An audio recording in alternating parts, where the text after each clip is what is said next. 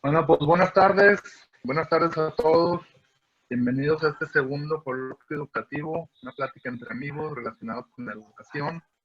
Quisimos hablar hoy del tema de discriminación, un tema que pienso yo ha estado en boga en los últimos días, pero siempre ha existido. Creo que es un tema que siempre ha existido, la discriminación en general, se habla un poco de racismo en los temas mediáticos, por un caso que ocurrió hace algunas semanas en Estados Unidos, donde unos policías asesinaron a una persona y se hizo todo un movimiento a favor de los derechos de las personas, que pienso yo es algo absurdo que se siga luchando por el derecho a ser libre en este siglo XXI, ¿sí? Pero también pienso que la discriminación en algún momento dado hemos sido todos partícipes de ella de alguna u otra manera. Hablo de discriminación en el amplio sentido de la palabra, hacia cualquier grupo social, hablo de clases, hablo de razas, hablo de sexos, hablo de preferencias, y entonces todos hemos participado de alguna u otra manera o sido víctimas también de la discriminación. Entonces, aquí es, si nosotros desde el aula no hacemos algo, esto no va a parar y cada vez los resultados creo que van a ser mucho más graves. Entonces, ¿qué desde nuestra trinchera, desde nuestro espacio, en un aula con tantos o pocos alumnos, podemos hacer para que la sociedad del futuro empiece a ser un poco diferente?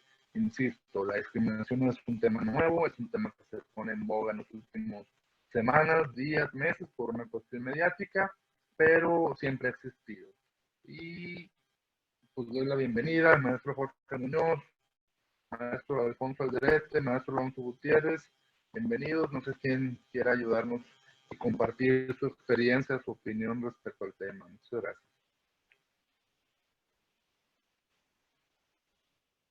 gracias. Tiene cerrado el micrófono. ¿Sí me escuchan ahí? ¿Me escuchan? Adelante. Perfecto.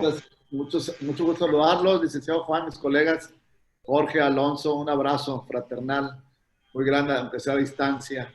Qué gusto ver a gente tan exitosa y gente tan comprometida con la educación como son ustedes. La verdad es un placer estar aquí con este equipazo de colegas.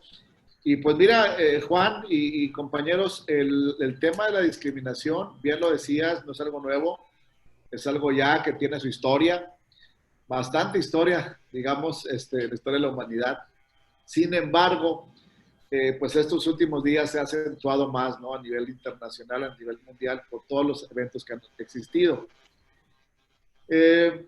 Pues en un primer momento podríamos como iniciar, ¿qué entendemos por este concepto de discriminación, ¿no? Yo creo que una primera intervención podría ser, ¿a qué le llamamos discriminar? Discriminar, yo creo que todos tenemos en la misma línea, vendría siendo como un trato, dar un trato desigual a otra persona por algún motivo específico.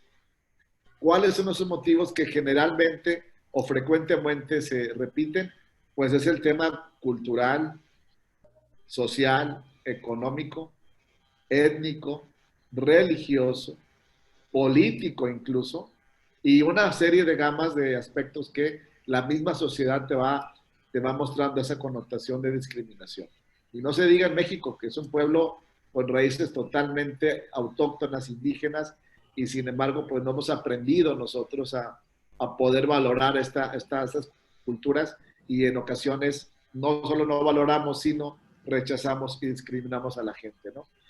Ahora, desde el punto de vista educativo, estudiantil, en el aula, cómo vive los alumnos esto? Pues esto es muy, muy grave, colegas. Yo les quiero compartir que México, al menos en el 2018, 2019, no creo que nos hayan quitado el honor de ser el primer lugar a nivel de bullying en el mundo. México pertenece a la OCDE, la Organización de Cooperación y Desarrollo Económico, donde aproximadamente están como 72 países. Bueno, de esos, México es el primer lugar del bullying a nivel internacional. Entonces, en el aula, imagínate qué tipo de exclusión van a tener los alumnos con otro por los motivos que hemos platicado. Y aquí la tarea tan grande es los educadores, ¿qué podemos hacer, no? Porque ya seguramente nos hemos dado cuenta que los medios de comunicación no les interesa entrarle derecho a este tipo de problemáticas. Más bien ellos trabajan para otra cosa, trabajan para vender, para consumir. Y si en esa parte de vender generan estereotipos donde la discriminación sea muy clara y sea muy notoria, a los medios no les interesa. Es más, lo van a promover este tipo de acciones discriminatorias con tal de promover, con tal de tener ganancias. Pero entonces es un reto muy grande para la familia y para los educadores. Sí, a final de cuentas es el mercado el que pareciera que está marcando cuál es la forma, los criterios, lo que se tiene que realizar y no tendría que ser específicamente el mercado el que nos diga qué es lo que se tiene que hacer en el aula. Pero son tantas las señales, los bombardeos mediáticos que existen y que obviamente impactan en nuestros alumnos y que también impactan en nosotros porque de manera inconsciente nosotros tenemos esos estereotipos, tal como lo comenta Alfonso, esos estereotipos bien marcados, ¿no? Por ahí, aunque parezcan memes y a manera de broma, pues estuvieron compartiendo, por ejemplo, lo de la leche Lala, ¿no? Que te ponían, ¿cuál comprarías si viene una familia morenitos y una familia de güeritos? O sea, para entrar en la discusión. Pero a final de cuentas, todo eso es trasladado en el aula. Yo que he estado en diferentes contextos en pública, les puedo decir que cuando haces una lectura, por ejemplo, en la clase de historia y dicen la palabra indio o indígena, inmediatamente voltean con un alumno, ah, mira, como tú, y se empiezan a burlar.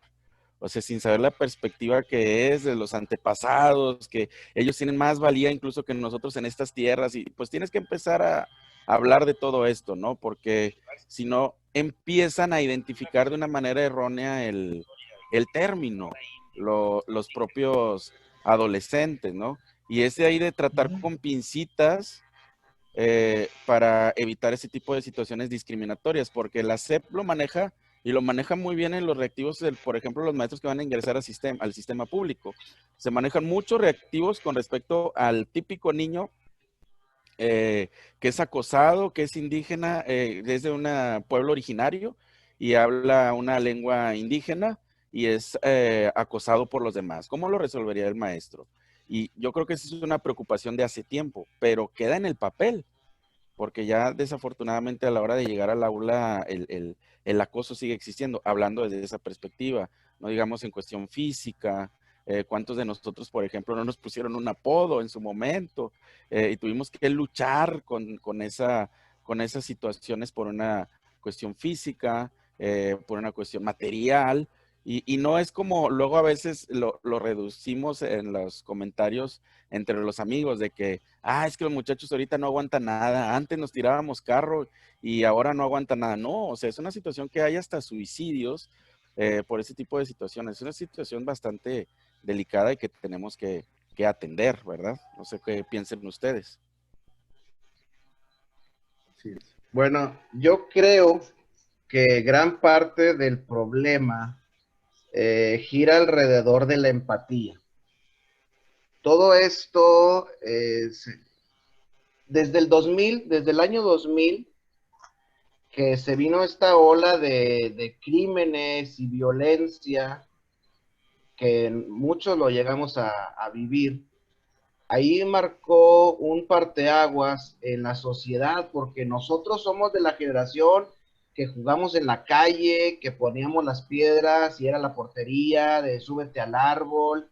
Cuando se viene todo esto, esta juventud o la nueva sociedad ya creció más encerrado en casa por estas situaciones. Entonces, ahí ya crecieron ellos viendo la violencia en la televisión. Pero esta es solamente una parte. Yo creo que la otra depende nuevamente de la empatía. cuando no hay una preocupación por el prójimo, no te importa, o sea, lo vas a ver como un objeto. Y yo creo que esta insensibilidad es la que va transformando o va adaptando en el camino ciertos puntos donde ya, por ejemplo, las cuestiones materiales, las marcas, que si tu papá gana tanto y el mío tanto, entonces yo creo que esto se va incrementando y se transforma en lo que estamos viviendo ahora, tanto en el aula como en las calles. Ok. Entonces, básicamente, pudiéramos decir que es una cuestión pues, de valores. Sí, es una cuestión de arraigo, definitivamente, de valores, ¿no? Como dices, Juan, yo hace rato, bueno, hace unas horas terminaba de evaluar unos exámenes de los muchachos de la universidad y les hacía una pregunta con respecto a qué valores rescatarías de nuestros antepasados indígenas, porque analizábamos un texto que es el Huehuetlatoli, que son los consejos de la antigua palabra, y me preocupó que muchos, a pesar de haberlo visto en el contenido, no mencionaban, pues rescataría los valores, rescataría esto, o sea, pareciera que no es un tema muy necesario en estas generaciones y que necesitamos mucho recuperar a los adolescentes, a los estudiantes de universidad, de normales, que es algo relevante, incluso hasta las mismas autoridades. Ahorita con lo de la pandemia, se están preocupando mucho en lo académico y cómo vamos a regresar y nadie está pensando en esta cuestión emocional y mucho menos en la discriminación. Yo creo que mucha gente va a regresar, ahora que no tomando el discurso oficial de la nueva realidad, sino sí será una nueva realidad, pero económica de muchos, ¿no? A lo mejor el que tenía una chamba segura ya no la va a tener, ya va a regresar con menos. No sabemos cuál va a ser la nueva perspectiva social que se tenga después de regresar todo esto y qué va a traer en todo ese alboroto con los adolescentes. En cuanto a ese sentido. Oye, Uh-huh. perdóname, Jorge. Tomando la cuestión de esto que mencionas, una cuestión económica, ¿no tendremos algo nosotros también de participación en que se siga dando la cuestión de la discriminación? Porque mucho en el discurso es estudia para que no seas un nadie, o estudia para que te vaya mejor en la vida, para que puedas vivir bien, o no estará mal el discurso que damos como sociedad, porque digo, puede haber una persona sin ningún título académico con una suficiencia económica como para tener una familia adecuadamente, ser una persona con valores, ser una persona humilde. No, y me he dado cuenta que también, digo, en todos lados pasa, pero también me he dado cuenta que entre los niveles más altos, que se supone que son más educados o más estudios o más títulos tienen, pues a la mayoría de esas personas les falta un poco de esta empatía de la que hablaban ahorita. Así es, generalmente, no todos, obviamente, pero sí generalmente tienen una visión hacia el pueblo o hacia la clase media o hacia abajo diferente. ¿No será que en el mismo discurso de como ya estudiaste, ya eres superior y puedes estar mejor que otros, o como tú ya estás en prepa de colegio y el otro está en prepa pública, pues tú eres mejor que él, o no estaremos vendiendo una mala idea nosotros mismos? ¿Me permites, Ver, Juan? No sé si me escuchan bien ahí, ¿sí me escuchan? Sí. Ok. Fíjate que ahorita que decías, sí, adelante. ahorita que decía Jorge y Juan, estaba recordando. La verdad, voy a decir algo con todo respeto, sin ofender a nadie ni a ninguna sociedad, pero yo creo que Nuevo León y la zona norte del país tiene su característica propia. Es decir, tiene muchos valores muy positivos, pero también tiene otros valores que son un área de oportunidad muy grande. Es decir, el regiomontano de cepa, el regiomontano prototipo que hizo crecer esta ciudad el siglo XIX, el siglo XX, que empujó para que fuera la ciudad industrial más importante de México y quizás Latinoamérica, ese prototipo se basó en ciertos valores. Digo, para nadie es desconocido los valores de los Garza Sada, de Don Eugenio, de los grandes empresarios que tenían una sensibilidad con el trabajador y que construían casas y colonias y centros hospitalarios. Sí, sí. Pero esos valores, a través de las generaciones, no sé qué ha pasado, que quizá vivimos en un mundo global, muy cercano, ya se pierde esa identidad, esa empatía poco a poco se va perdiendo. Y hoy día, ¿cuáles son los indicadores de éxito de la sociedad? Es decir, ¿cómo nos damos cuenta que alguien tiene éxito? O al menos, ¿cuál es el estereotipo de éxito? Al menos aquí en México o en el norte de México. Pues alguien que estudie, lo decías tú, ¿no? En una escuela buena, un colegio bueno, una universidad buena, que se vista de esta manera, que vaya a estos lugares, que tenga este carro, que se vista con esta ropa, y poco a poco esos indicadores de éxito, y lo pongo entre comillas, pues van haciendo que todos los demás que no logran eso, o que no logramos eso, pues nos vayamos sintiendo de alguna otra manera que no formas parte de esto. Y esa es una discriminación, aunque no está, es como decimos los maestros, está en el currículum oculto. Ahí está, de alguna otra manera, son indicadores que se van manejando, ¿no? Y si los medios de comunicación lo van reforzando y la familia, que es la encargada de ubicar a los hijos, pues la familia no está porque está trabajando el papá, la mamá trabaja, pues ¿quién educa al hijo? Lo educan los medios de comunicación, que están basados en estos estereotipos de éxito.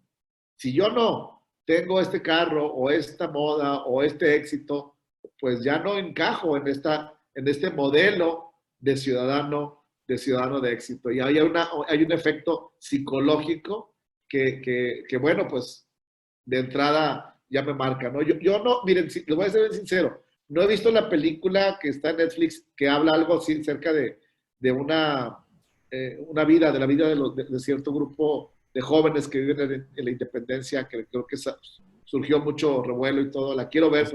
Está muy buena, Poncho. Parte de sociología es importante entenderla. Pero, ya no estoy aquí, se llama, ¿no? Ándales, pero es una realidad. Es decir, no la he visto, pero por lo que he leído, es una realidad de gente que dices, oye, ahí está. Y así como están ellos, están ciertas subculturas, vamos a decirlo así, que son discriminadas, que son totalmente discriminadas en el día a día por la sociedad, por la familia, por los grupos, por los medios, y esas subculturas o esa comunidad, tarde o temprano, pues va a pagar las consecuencias a una sociedad que se cree, entre comillas, que es perfecta. Ahora, perdón, algo rápido. Es una cuestión normal, cae en la normalidad, una actitud normal, la cuestión de buscar emparentarte con alguien igual a ti, lo más cercano a tu entorno, ¿no?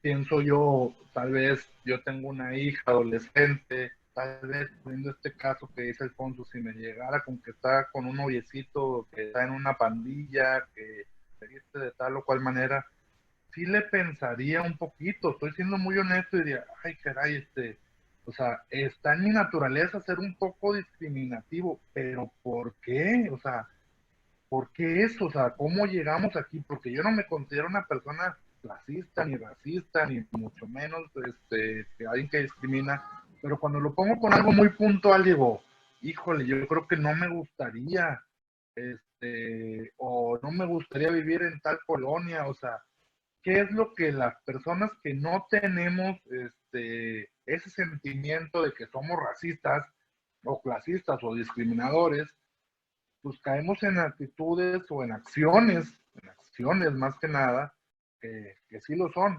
Aprovecho para mandar saludos a unas personas que están conectadas ahí en Facebook, Ana Rodríguez y Maril Valle, que comentan que pues obviamente tiene que ver mucho con la cuestión de valores familiares. Pero en lo personal, digo, yo también creo que puedo llegar a tener una actitud o una acción discriminativa. ¿Qué hago yo desde el aula para que eso no suceda? Porque ya lo dijimos, sucede. ¿Qué puedo hacer? En ocasiones yo creo que el error que cometemos, Juan, es que ignoramos el problema. Y me incluyo. Por ser maestro de horas en una secundaria federal, sucede el problema y a veces por no meterte en broncas. No es lo ideal, digo, y no es lo que la regla de lo que hago. O le dices al tutor nada más, pero puedes tú resolver la situación y pararlo. Una de las cosas que yo en particular no, eso sí, no lo dejo pasar y no tolero, es la violencia de un hombre a una mujer, por ejemplo. Ahorita los muchachos son muy llevados en ese aspecto. Y lo que inmediatamente dicen los varones, los adolescentes, es que no vio cómo me pegó ella. Sí, pero la fuerza que tú tienes no es la misma. Tú le puedes dar un mal golpe. No, que va a ver, que cuando me vaya, le digo, no quiero enterarme que tú le vas a hacer algo a esa niña, aunque me vaya. Y debemos de ser más enérgicos, yo siento, en esa situación, cuando luego a veces también le tiran un poquito de carrilla, como se dice aquí en el norte, al que no tiene los materiales, al que no trae el pegamento. Profe, él nunca trae algo. Y por salir del paso de la chamba, bueno, préstale, mira, haz esto, y haces a un lado el comentario discriminatorio que se hizo. Pero siento yo que en el aula podemos hacer más de lo que normalmente sea cumplir los aprendizajes esperados. Alonso.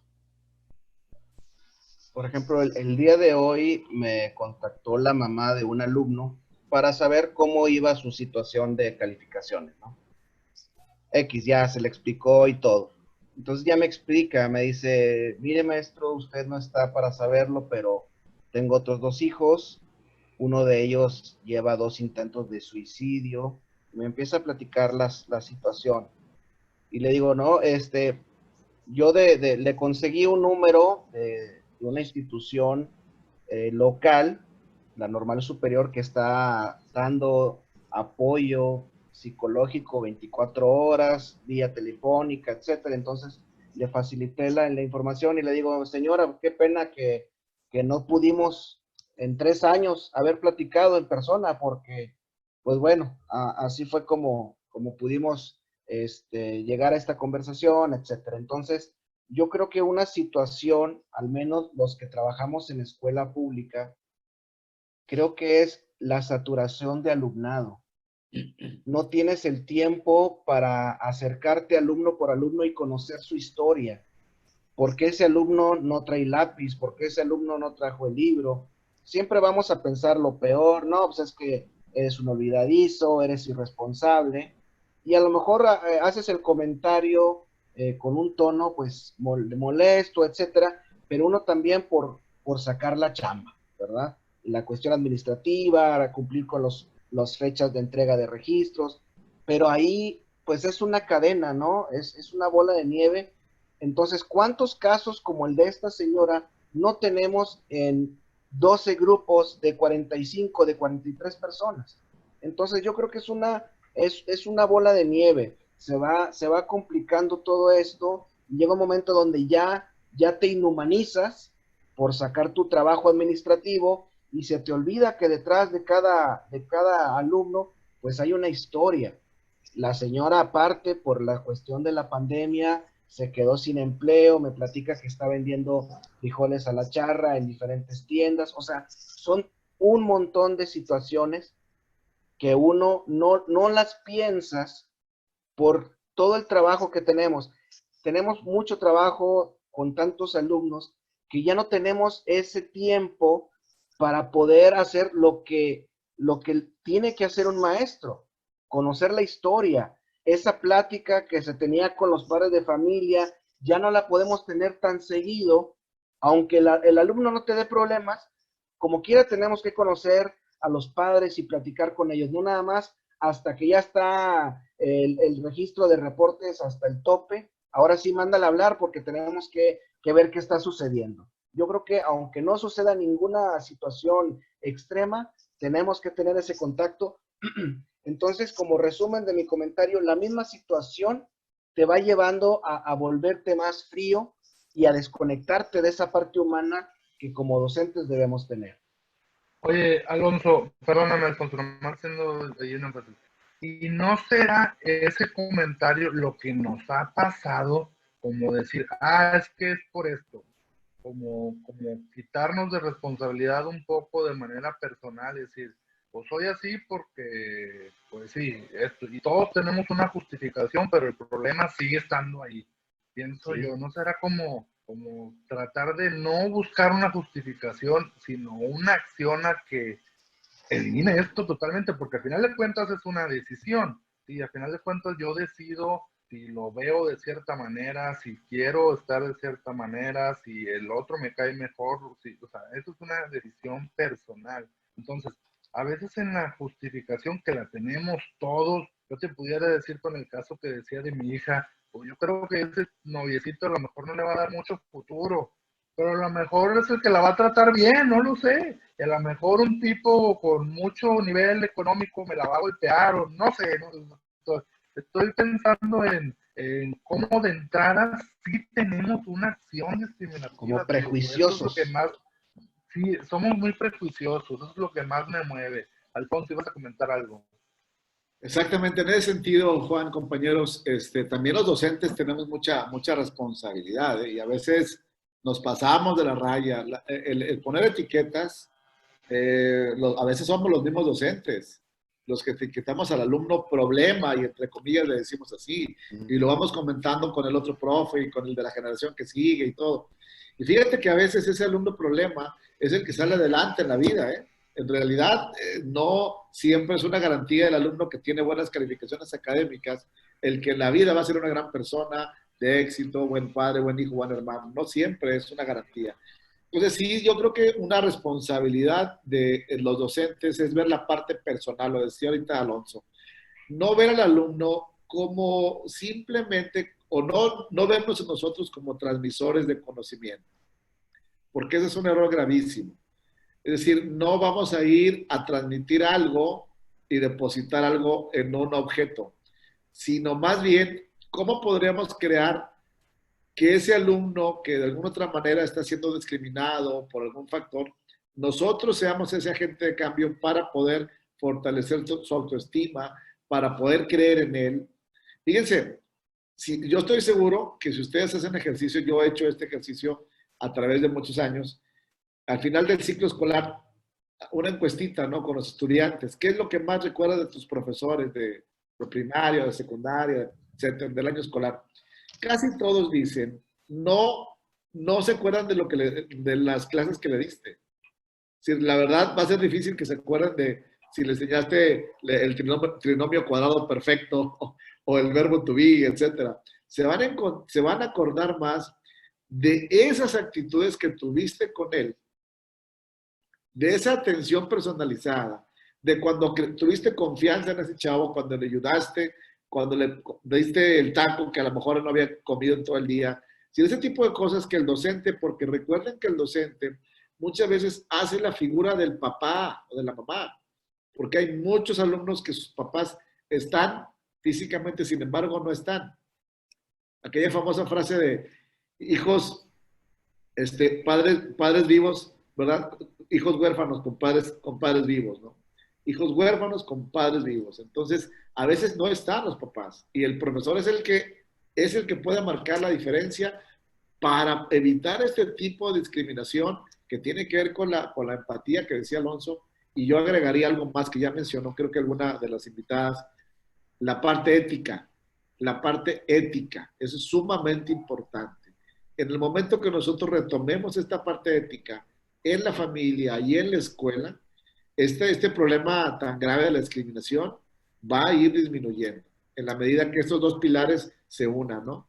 Yo recuerdo una figura muy importante del deporte mexicano, que era Hugo Sánchez, seguramente se acuerdan, aquella anécdota que él decía que cuando fue a España a jugar, pues al salir al estadio el público le gritaba, ¿no? Le gritaba indio, indio, fuera indio y no sé qué. Y bueno, a lo mejor otro se hubiera, a lo mejor... achicado, sí. Sin embargo, Hugo Sánchez, pues ya fue lo que ustedes saben, ¿no? Pero es eso, es decir, ante una situación, la figura del profesor es muy, muy influyente en los estudiantes. Alonso. Fíjate, ahorita que mencionaba Juan lo de, pues no que, en pocas palabras que no le entramos a la bronca, ¿verdad? Yo hace unos años tenía un alumno en tercero que traía unos pelos, que qué bárbaro, que cada vez que lo veía decía, híjole. Oye, ya una Hola. acotación, hablo en general, no digo que nosotros, no. Sí, no, pero ese Hablo sí es un como lo caso grueso. personal, es un caso personal ese sí. Ok. Entonces, oye, le decía, oye, esos cabellos y esos cabellos. Un día en el descanso le dije, ¿sabes qué? Le di un billete, le dije, córtate ese cabello. Era viernes, creo que le di como 50 pesos. Córtate ese cabello. En ese entonces el corte valía eso, ¿verdad? Porque ahorita ya ni te pueden cortar el bigote con eso. Córtate ese cabello. Oye, la semana siguiente se me andaba escondiendo. Seguía con el mismo pelambre, ¿no? Le dije, oye, te di el dinero y no te cortaste el cabello. O sea, ¿qué onda? No te estoy pidiendo el dinero de regreso, pero se me hizo muy mala onda. Así quedó, y ya cada vez que veía al muchacho, decía, chihuahua, o sea, pues no siguió la indicación. Después platicando con la trabajadora social, me dice, no, que el muchachito tal de tercero, que es papá va a ser papá de una muchachita de segundo, total, pues ¿quién es? Oye, que me va señalando ya el chavo. Perdón, ya era papá. Había embarazado a una muchachita de segundo, pues ya sabrás, el gasto, pañales, biberón, y dices tú, ay, caray, qué bárbaro, o sea, pero como no los conocemos, ahí es donde dices, mejor pregunta. Y mi comentario va a concluir con esto, fíjate, tengo aquí un libro de Sir Ken Robinson, que se llama Escuelas Creativas. Vale la pena, yo creo que todos los docentes deberíamos de echar una leída a este libro, porque habla de una escuela conflictiva, porque eso sí, para criticar el sistema y todo, somos buenísimos, pero para agarrar la bronca y hacernos responsables, pues muchos nos lavamos la mano. Entonces, ahí explican sobre una escuela en Europa, británica, muy conflictiva. Entonces, ahí platica entre sus páginas cómo fueron metiendo proyectos y fueron involucrando a los muchachos, porque ya, o sea, era una escuela donde se distinguía por su alto nivel de vandalismo entre los alumnos, pandilleros, etcétera. Entonces, no duraban ni los directores ni ni los docentes en la escuela. Entonces, llegó un director donde dijo, ¿sabes qué?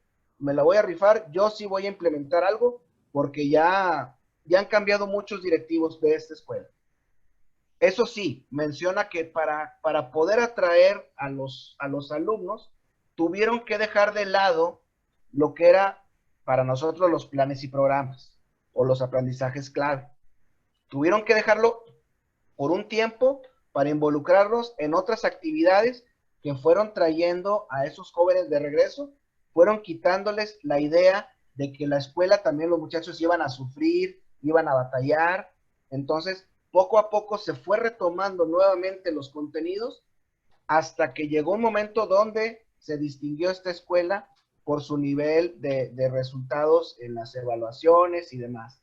Entonces, como lo que decía Juan, o sea, nosotros no nos queremos involucrar de lleno cuando realmente eso va a ser lo que va a cambiar o lo que va a ser el cambio.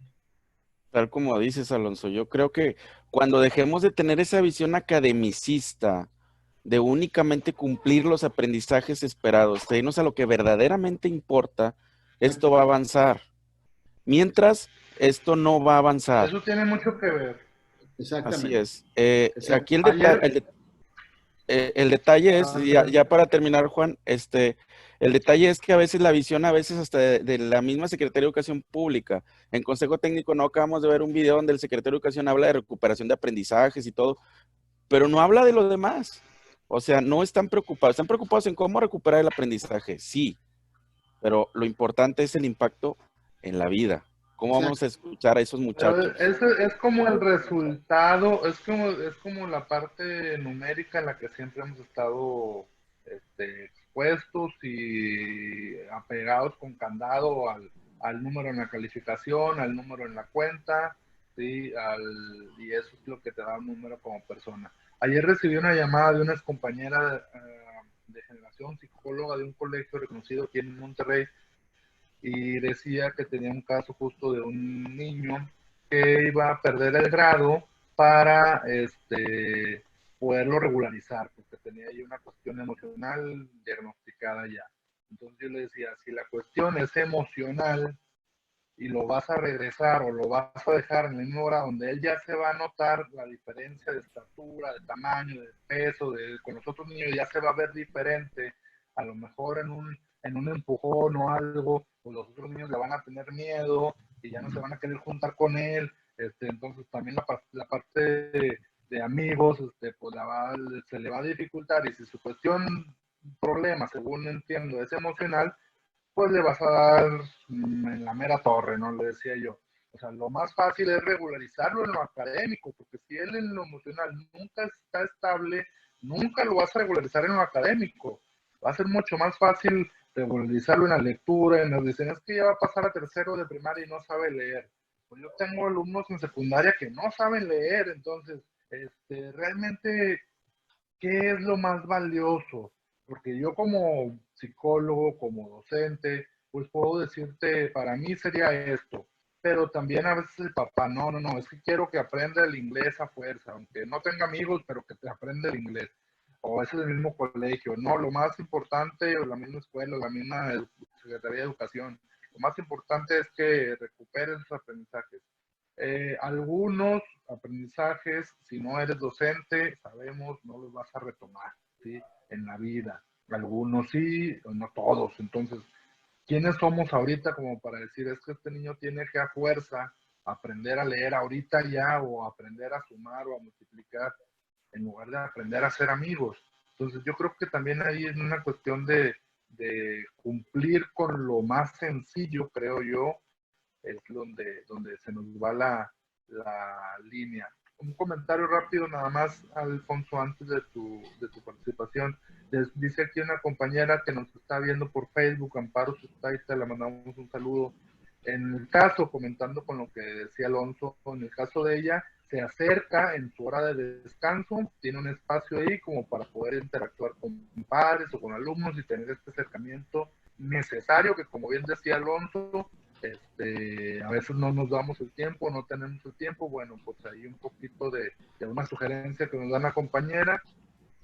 Y haciendo énfasis de tu comentario, Martínez Montemayor dice, Alfonso, que pues sí, a veces somos los mismos maestros los que nos convertimos en los que etiquetan a los alumnos. Entonces, pues ahí están los comentarios de la gente participando, y yo creo que estamos de acuerdo totalmente. ¿Vas a comentar algo, Alfonso? Sí, mira, Juan, yo creo que también a veces cuando ya tienes el problema o simplemente cuando ya lo ves en el salón de clase dices, ¿cómo le hago? ¿Por dónde le entro? ¿No? Hay un recurso que muchas veces funciona y a lo mejor seguramente ustedes lo han usado, el buscar algunas películas didácticas, algunas películas educativas que nos pueden ayudar a ver el problema real y ver cómo podemos afrontarlo. A mí en lo personal... Y que muchos son casos reales, ¿eh? Exactamente, que muchos son casos reales. A mí en lo personal me gusta mucho una que se llama Invictus, ¿se acuerdan de esa película? Que es un caso, pues, yo creo que ahora sí, si hay alguien que haya sufrido el racismo, pues ha sido Nelson Mandela, ¿verdad? Pero cómo logra destruir el apartheid a base de ese tipo de actitudes y cómo cambia un país, ¿no? Esa película puede servir como para poder verla con nuestros chavos y lejos de darle una lección yo de historia o de geografía o de racismo, poner la película, analizar la película, ver cómo vinculamos eso en la actualidad, etcétera, ¿no? Y hay otra película que alguna vez me gustó mucho, creo que se llama Escritores de la Libertad o algo así. Escritoras de la Libertad. Si no es así, búsquenla, debe de estar ahí muy, muy conocida. Es un caso también real, buenísima película para trabajar esta parte de la discriminación en el aula, de cómo una maestra logra cambiar a un grupo de chavos que se sentían totalmente discriminados y logra que escriban y de hecho publican un diario de todo lo que ellos escribían, ¿no? Está basada en una historia real. Entonces, a mí mi comentario es, a veces podemos usar ese tipo de recursos, ¿no? Buscar alguna película didáctica, educativa, que sea basada en casos reales. Y bueno, pues Goleman ahí está, ¿verdad? Ahí claramente Goleman que colaboró ahí con este señor de las inteligencias múltiples en el proyecto Cero, ¿verdad? Allí en Harvard, ¿verdad? Los dos ahí trabajaron, Goleman y este señor Howard Gardner, ¿verdad? Exactamente, la parte emocional, la empatía, el ver que yo me tengo que poner en el lugar del otro. Una vez me decía un alumno hace como unos 10 años, estábamos platicando sobre este tema justamente de la discriminación, y me decía, profe, en mi casa, y acuérdense que los jueces más severos son los hijos, decía, en mi casa, mi mamá es aparentemente muy buena gente, pero a la muchacha que trabaja con nosotros la trata malísimo, decía. Y el niño era el que lo veía. Decía, y la trata malísimo porque no habla el idioma de nosotros. Me imagino que la señora que le ayudaba en la casa hablaba algún dialecto y por eso la dueña de la casa pues la trataba como el perro, ¿verdad? Pero el niño se fijaba. Y entonces, ¿qué pasa? Que ese niño, pues cuando crezca, pues ustedes lo saben mejor que yo, colegas, va a tratar de repetir esos patrones indirectamente en la sociedad, con sus amigos, con su esposa, con sus hijos, con los que trabajan cerca de él. Nuestros hijos están capturando todo lo que vamos haciendo, todo lo que vamos realizando, reproducirán para bien o para mal lo que hacemos, lo que no hacemos, lo que dejamos de hacer, lo que posponemos, etcétera. Y abonando a lo que comentas, Poncho, y me acordé, y dos comentarios rápidos. Yo en el 93, ahí para que le calculen los años, en el 93 falleció mi papá. Yo tenía un maestro de geografía, no recuerdo ningún contenido de él, pero recuerdo que él me saca del salón, Jorge, mira, esto va a pasar, esto así. Te puedo decir que todavía se me hace un nudo en la garganta cada vez que recuerdo eso. Eso que me dijo el maestro ahí, y que se iba a convertir a lo mejor en otra situación, el maestro Florentino, hizo que se desencadenara en otro aspecto, ¿no? Darle ese, como le digo yo a veces a mis amigos, yo perdí a mi papá a los 13 años, me pude haber hecho marihuano, algo dañino a la sociedad, pero gracias a ese maestro, y obviamente gracias también a mi mamá, Familia, pude ir orientando las cosas, ¿no? Y no empezar a preguntar o cuestionar a Dios, etcétera, etcétera, gracias a la intervención de ese maestro, que no recuerdo, como decía Juan también hace rato, no recuerdo ninguna lección de él. El segundo comentario va en cuanto a esto, a lo que comentas. La OCDE ya desde hace tiempo, la UNESCO en el informe Jacques Delors ya nos había dicho cuál era lo que teníamos que hacer, qué era la educación que necesitábamos para el siguiente siglo, decían. Hace más de 20 años. Exactamente, es ser, hacer y conocer para aprender a convivir. Y aprender a convivir es tener esa relación con los demás, sin dañarlos, ser empáticos, como están comentando ustedes. Pero pareciera que no lo estamos tomando en cuenta. Pareciera que esta sociedad capitalista, y no es que el capitalismo sea malo, sino la vorágine del mismo capital nos está llevando a satisfactores y que olvidemos lo verdaderamente necesario. Y ya para cerrar nada más, voy a saludar aquí a una compañera que está en mis redes, Carla Rodríguez. Ella fue una compañera, nunca se lo dije, una compañera de USAER, de las primeras secundarias públicas que estuve yo, fundamentales las maestras de USAER para este tipo de temas y atender situaciones de no discriminación, que en este caso a alumnos con necesidades educativas especiales. Ahí mi comentario. Oye, Jorge, si me permites tantito, Juan, así brevemente, Alonso, en ese sentido que dice Jorge, antes de que se me olvide, yo vincularía también otro elemento que es la impunidad. Es decir, si nosotros en el colegio, en la escuela, en la primaria, en la secundaria, creamos un clima de impunidad ante este tipo de problemas de racismo, de discriminación, de insultos, el alumno, la verdad, va a crecer así. ¿Sí? Queda impune. Y yo creo que ese problema es a nivel país, a nivel nacional. La impunidad es de las cosas más graves que tiene. Entonces, si nosotros vemos el problema en el salón de clase y nosotros no hacemos nada, esa situación de ofensa, de maltrato, de exclusión, queda impune y la persona lo sigue haciendo como si nada. Creo que hay una responsabilidad o corresponsabilidad muy grande en que si nosotros no hacemos nada, también llevamos la responsabilidad de que ese niño, el día de mañana, tenga patrones o conductas equivocadas y nosotros llevamos ahí la corresponsabilidad. Como dice el dicho, ¿no? No peca el que mata la vaca como el que le sostiene la pata. Tiene la pata. Vamos a ir, somos responsables, es justamente el tema, porque, insisto, yo no me considero una persona así, pero haciendo un análisis personal, digo, pues sí he tenido acciones también que recaen en ciertas actitudes, acciones así tal cuales, que desde la parte del prejuicio hacen que actúe de una forma discriminatoria. Y entonces, las sociedades de abajo, los chicos, los adolescentes, los niños, los bebés, pues somos a final de cuentas el modelo a seguir. Entonces, mientras nosotros que estamos ya conscientes de esa situación, no hagamos algún cambio fuerte, pues esto se va a seguir arrastrando. Qué bueno, Jorge, que tienes ese recuerdo de ese maestro.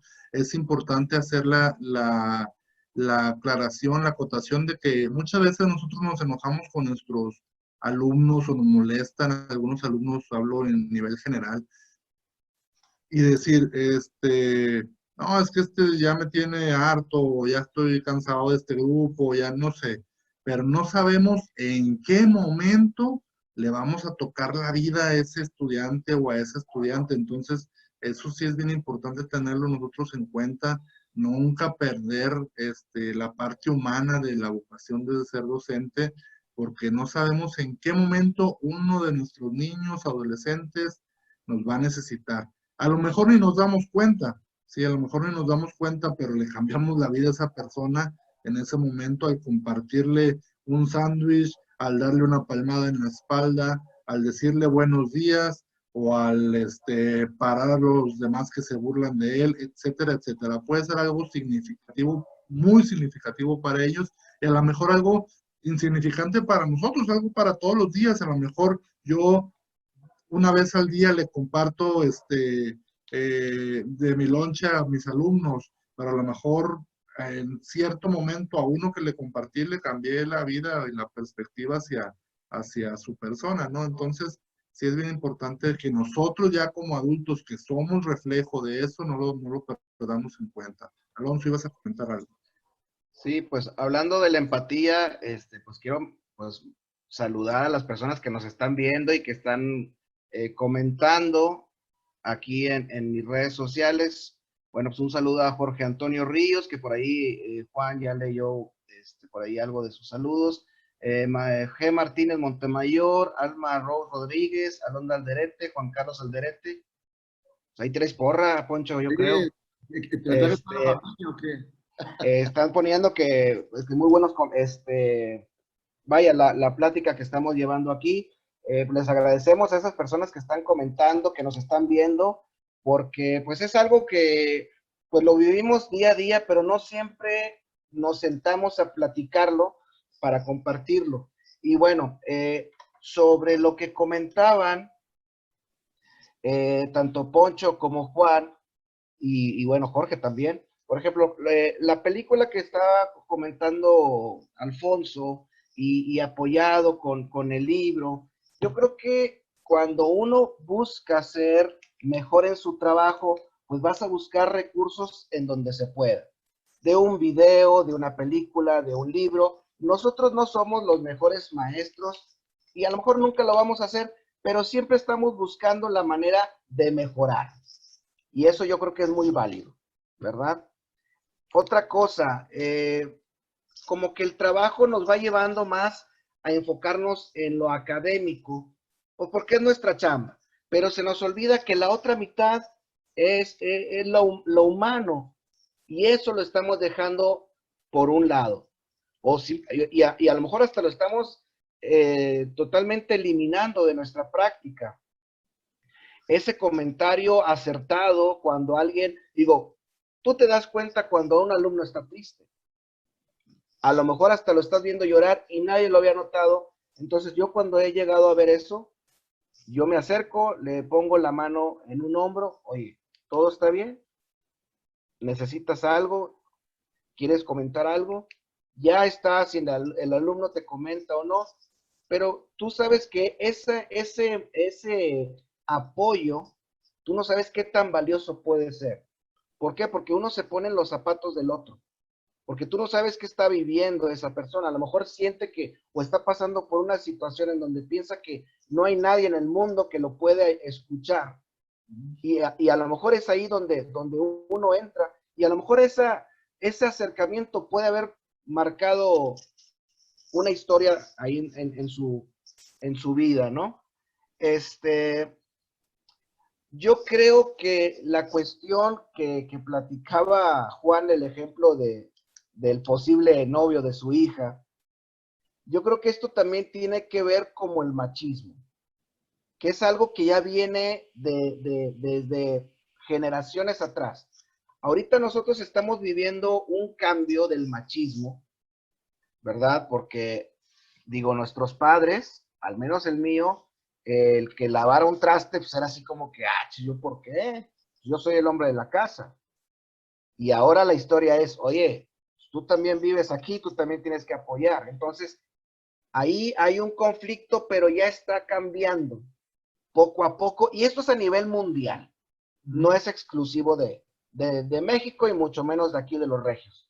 Es algo que está cambiando. Entonces, este mismo cambio que nos va sensibilizando, nos va llevando a otros aspectos como que no los habíamos considerado.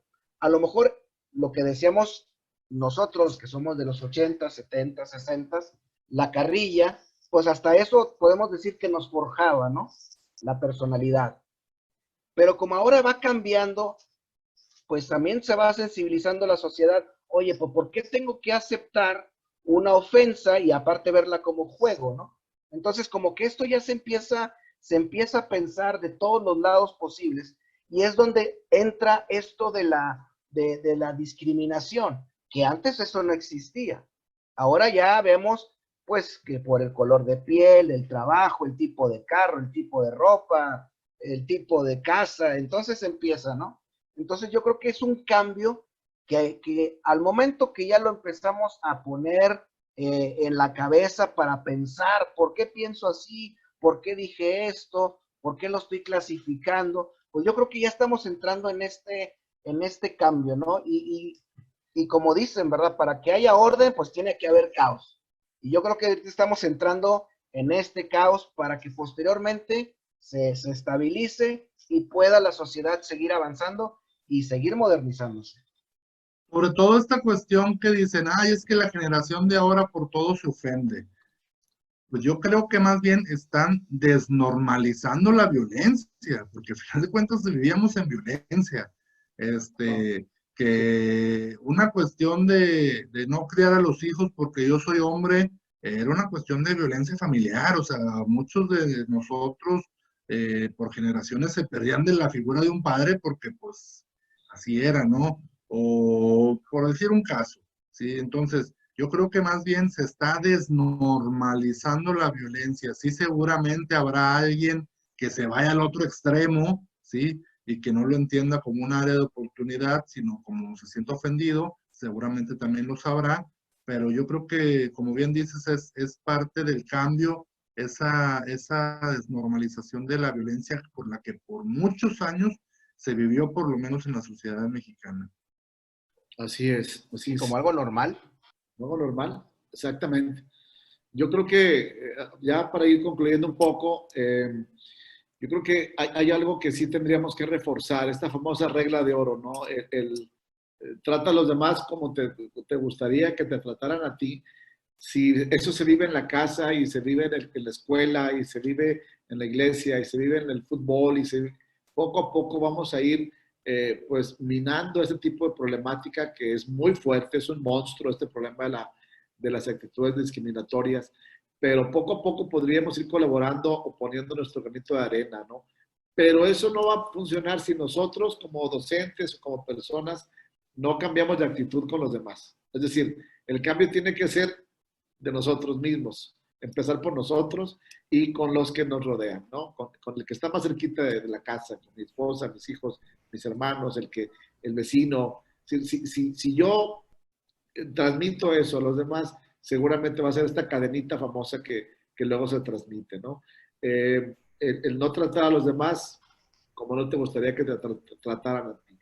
Y la segunda idea que yo pondría es no darnos por vencidos, es decir, seguir luchando, no pensar que esto ya no se va a solucionar. Luchar, es tratar en nuestra trinchera, escribir el periódico, hacer un reportaje, hacer estas situaciones que hacemos nosotros, estos coloquios que estamos tratando de fomentar para mejorar la sociedad.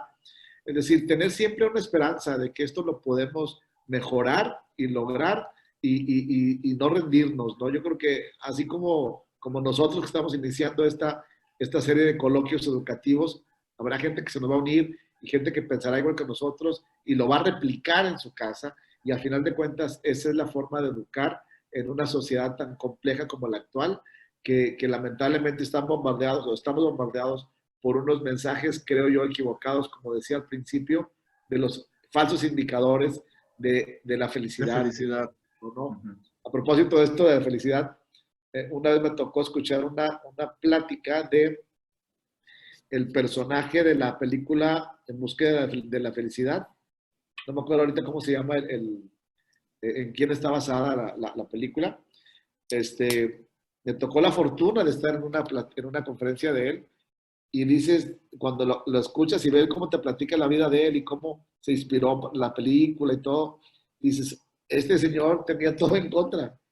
Todo, así que todo en contra, y cómo puedo lograr salir adelante a base de esa esperanza, de esa fe y de esa tenacidad. Entonces yo creo que no dejar de tener esa esperanza de que podemos lograr un cambio, ¿no? Eso sería mi conclusión, Julián. Se llama Chris Gardner. Chris Gardner, ándale. Chris Gardner. Es correcto. Jorge. Yo creo, Juan, Poncho, Alonso, y la audiencia que está en las redes respectivas de cada uno de nosotros, seamos docentes o no, padres de familia, ciudadanos del mundo, que tenemos que empezar en procesos reflexivos de cambio, que nosotros veamos qué podemos hacer, aunque suene muy trillado, desde nuestra trinchera, qué podemos hacer para que esto cambie. Nosotros en nuestra realidad docente, poder abonar a este proceso, también muy trillado, un proceso de mejora continua, pero personal. Basarnos en cambiar, ¿qué tengo que cambiar en mis prácticas para evitar estos actos discriminatorios? ¿Algún alumno se ha sentido ofendido de lo que he dicho? A lo mejor yo digo, ay no, ¿cómo se va a sentir ofendido? Simplemente yo no soy responsable de cómo se sienta el otro, de la forma en la que lo estoy diciendo. Es su sentimiento, es su forma de percibir el mundo. Y no puedo decir, ay, no te ofendas por lo que te dije. No, ahora sí que es dentro de su ser lo que él siente. Y debemos de manejar mejor nuestro ser docente con respecto a esta perspectiva axiológica. Con respecto a que, como decía Poncho, tenemos alumnos que no sabemos si tengan la figura paterna, la figura materna, no sabemos dónde esté el daño, por llamarlo de alguna manera. Y es mejor, como dice Juan, mejor generar algo positivo, generar un recuerdo grato, aunque yo que soy de historia no se acuerde quién fue Miguel Hidalgo, pero que se acuerde que alguna vez es como le digo a mis muchachos, este viejo loco alguna vez les dijo algo de valores y se acuerden de algo y lo apliquen en la vida. Y sobre todo, mejorar, siempre mejorar nuestro yo docente para que impacte adecuadamente en las generaciones. Y ya para terminar, no sabemos si lo estamos haciendo bien porque no conocemos el futuro. Le digo a mis muchachos de la universidad y demás de formación de maestros, pero tenemos que hacer algo y por algo tenemos que empezar y vamos a hacerlo bien dentro de lo que conocemos a final de cuentas. Ahí mi comentario. Muchas gracias, Jorge. Alonso. Pues yo creo que mientras estemos frente a un grupo de alumnos, tenemos muchas oportunidades de mejorar nuestra práctica docente. Cursos, actualizaciones hay muchas, hay de todo tipo. pero cuando tú buscas un libro, un video, una película para inspirarte o para llevarle a los alumnos algo diferente, yo creo que ahí estás haciendo bien tu chamba. Lo académico, como quiera, lo vas a tener que hacer, pero tratar de fomentar la otra mitad que por años lo hemos estado dejando, la parte humana. Y eso yo creo que los que estamos aquí coincidimos en este pensamiento, no por nada estamos aquí, porque queremos comentarlo, queremos platicarlo, queremos compartirlo. Son situaciones del día a día y yo creo que es algo muy bonito lo que estamos haciendo, porque, no sé, esto que estamos haciendo me fascina y el poder inspirar a uno, aunque sea, va a ser bastante. Y esto nos va a nutrir más cuando lleguemos a estar detrás del monitor dando clase o cuando volvamos a estar en un aula. Todo esto que estamos haciendo nos lo vamos a llevar y nos vamos a acordar del maestro que le ayudó a Jorge, de las películas que inspiraron a Poncho, del novio cholo de la hija de Juan. O sea, todo esto nos lo estamos llevando, nos estamos nutriendo y yo creo que vamos por buen camino. Vamos por buen camino y pues no hay que bajar la guardia porque es una labor muy difícil el estar con tantas personas, con tantos seres humanos, con tantas historias. Es una chamba muy pesada. Lo académico sale y por eso lo estamos dejando únicamente en lo académico. La parte humana de valores, de emociones, la estamos dejando de lado.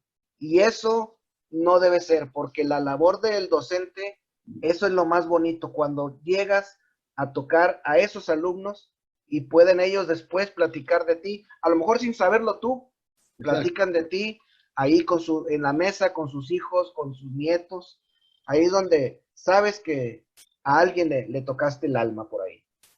Ahí mi comentario. Correcto. Perfecto. Yo creo que excelentes aportaciones también de la gente ahí en sus comentarios de Facebook. Saludamos a Patricia Cruz, que nos comentaba de los comentarios de hace rato, perdón por la redundancia.